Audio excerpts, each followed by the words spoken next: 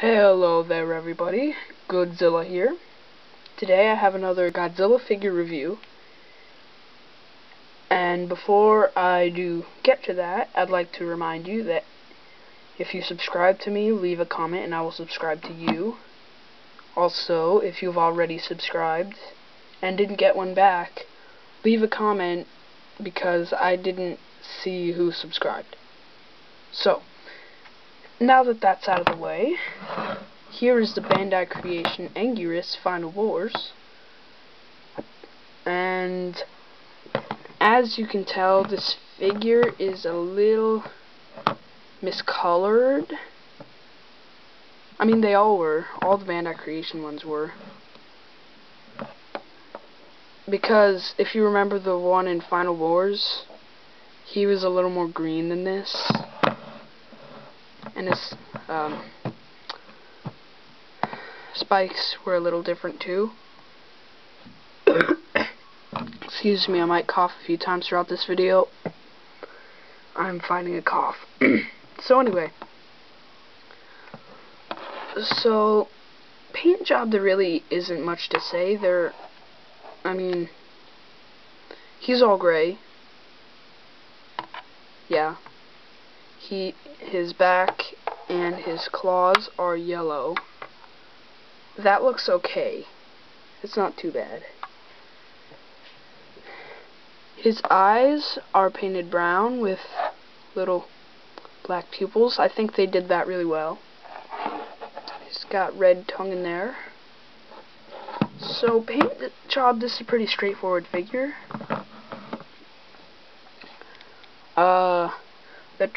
The paint just kind of stops abruptly right here. Like, you can tell these little things for the spikes. His spike, I don't know what to call this. Not the spike, like the individual spikes, but the entire back thing as a unit. The shell, I guess. You can tell that it kind of ends right here because of the texture, but the paint doesn't fill all of it. Kind of stops a little earlier than that. Whether the camera can see it or not, I don't know. Just this area here is a problem. So, yeah. So paint job pretty straightforward. It's nothing too special. I think the Bandai Japan one has a better color. It was more of a greenish, and there were highlights. This one's just gray.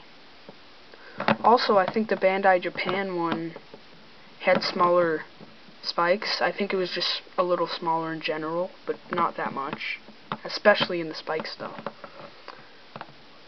So if you had a choice between this and the Bandai Japan one, I would just go with the Bandai Japan one. Because, keep on hitting the door, his tail is really long. Because this one I just don't think is as movie accurate as far as color. Anyway, so, detail. I'll just start in his tail and go up. His back tail thing there is very well done, I think.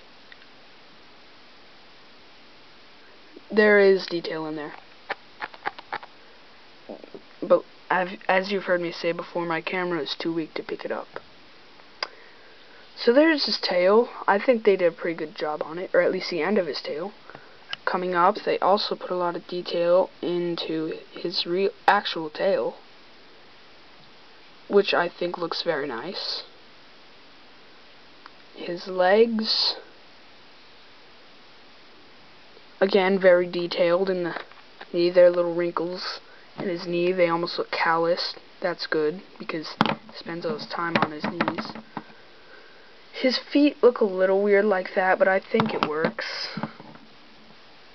When he's sitting down, you just can't look at it like this, or else it just looks strange. Look at his underbelly. He has like an array of little spike things. Not spikes. Just an array of squares. Or these little circles in the middle.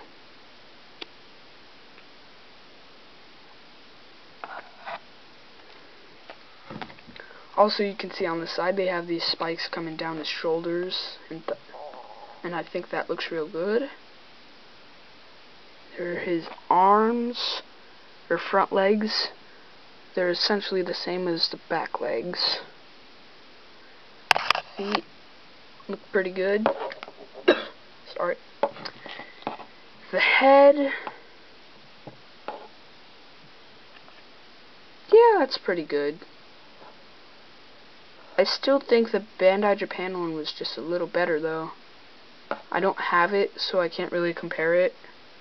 Don't take my word for it, just look up a comparison picture. So, just like on Heisei Godzilla, we have this thing here where the head was fit into the body and it's just flat and it looks bad. You can even see into his body a bit there. See that little black speck there? That is shadow. That is inside of him. So that's a problem. Looks like he's wearing a suit of armor or something. I guess in a way he is. But hopefully you know what I mean. Anyway, so I'll go on to articulation. Looks like he has a glue seal in the tail. I'm not sure if it can be broken. Because that's another thing. This is very hard vinyl. Like, it's really hard. And also, it's just uncomfortable to hold, especially if I wanted to try to break that. So I just leave the tail alone. Articulation, legs, they all go 360.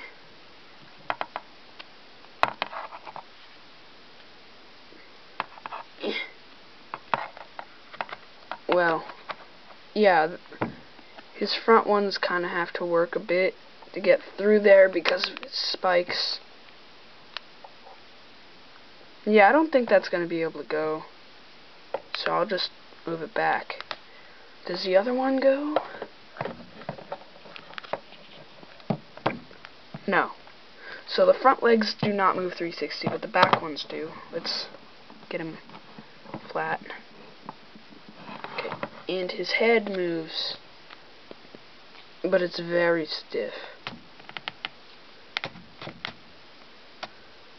So 2 points of 360 articulation and 3 points of not 360 articulation.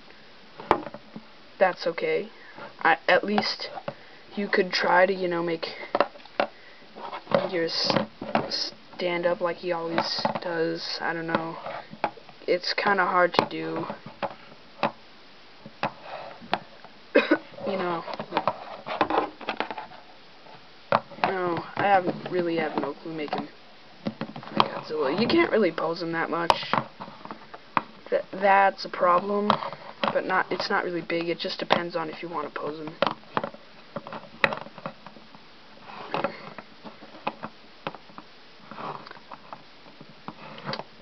I can't get the legs flat. There.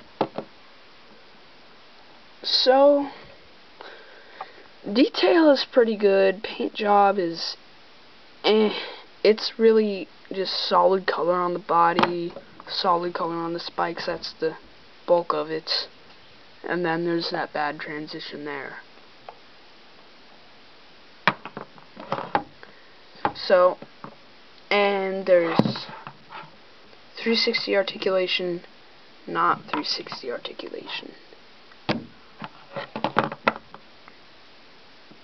And he's not very poseable. So, I'll go ahead and do a size comparison. Anguirus in the film Final Wars was 90 meters tall. That's right, 90 meters tall. And 160 meters wide, long. That's it. And we know that Godzilla was 100. So, this is the Bandai Japan Godzilla the Movie Monster reissue. I'm pretty sure the Bandai Creation one is the same size, which would be a more appropriate comparison to the Bandai Creation Anguirus. But this is all I have, so I'm not sure. Yeah, he seems a little too short. Although it could easily work. You could make a legitimate, toy battle with this.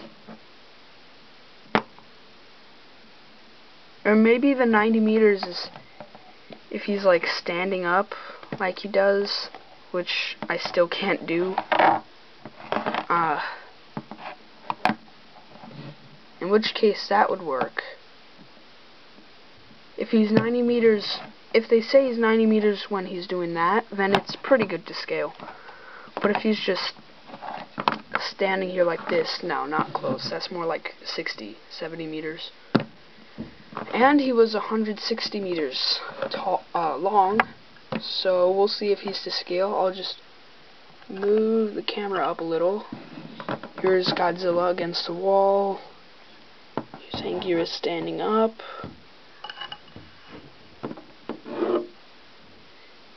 Okay, the camera didn't see that, but Anguirus is basically, his length is basically twice Godzilla's height, almost exactly. I'm just doing this for myself right now. Yeah, Anguirus' length is twice Godzilla's height, which really is not to scale. You'll just have to take my word for it. Remember, this is not the Bandai creation Godzilla, so don't get confused. So, yeah, not really to scale much as far as length. Height, not too much, unless they say he's 90 meters standing like this, which that would work. So scaling is pretty iffy, but it could work. This looks pretty good as far as size. That looks right, but apparently it's not. And then of course here's Rodan, which is the same size as Godzilla, so I really shouldn't waste time with Rodan. Anyway, so scaling is not too good. I'm gonna have to be honest. So I'm gonna go ahead and wrap it up. He has pretty good detail, paint job, not too good. They're just solid colors and the bad transition. 5 points of articulation, 3 that don't go 360, and he's not really to scale.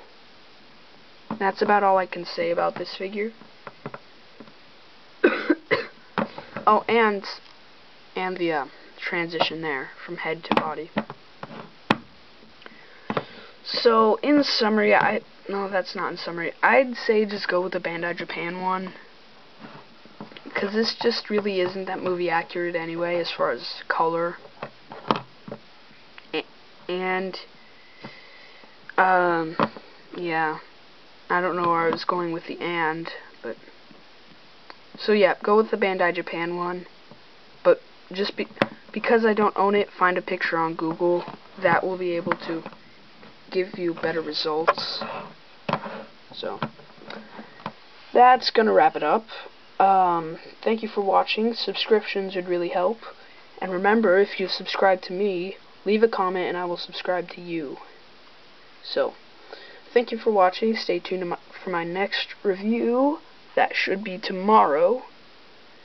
And thank you for watching.